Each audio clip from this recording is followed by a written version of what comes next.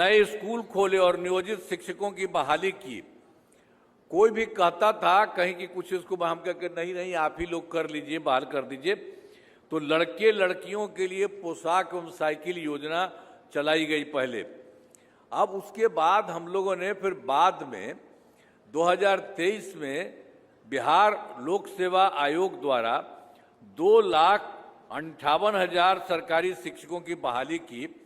अब जो पहले वाले जितने लोग थे अब पढ़ते थे उन लोगों में से अब जितने लोग उसमें भी रहते भी थे दूसरे काम में भी, तो 2006 में ही हम लोगों ने तो करा दिया था कि उसको कर लीजिए आपस में झगड़ा। तो 3,58,000 नियोजित शिक्षक उनके बने थे।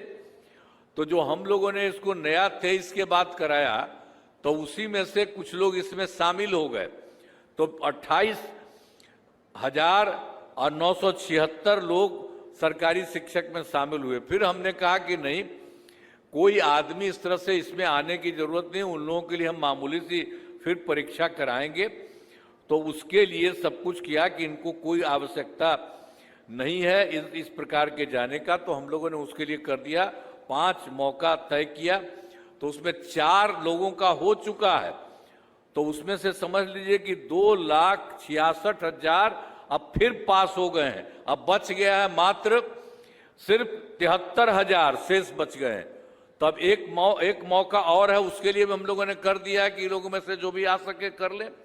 तो सब जगह से ये काम किया। अभी तो हम लोगों ने जो शुरू में 23 में जो किया गया था 3,67,000, तो अभी तो 73,000 बंद है, अभी नहीं है, हो रहा है। अब तो जब होगा हम लोग कोशिश कर ही रहे हैं। तो कुल मिलाकर के जो पहले करा दिया हम लोगों ने 23 में 2,58,000, अब बाद में इसका आपको कह दिए 2,66,000।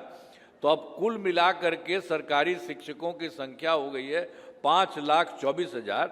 अब जो बचे हुए हैं जो हम बता दिए हैं उसके लिए हम लोग फिर इलाज के लिए करने की कोशिश कर रहे हैं ताकि उसमें जितने भी होंगे सही तो उसमें आ जाएंगे इसमें।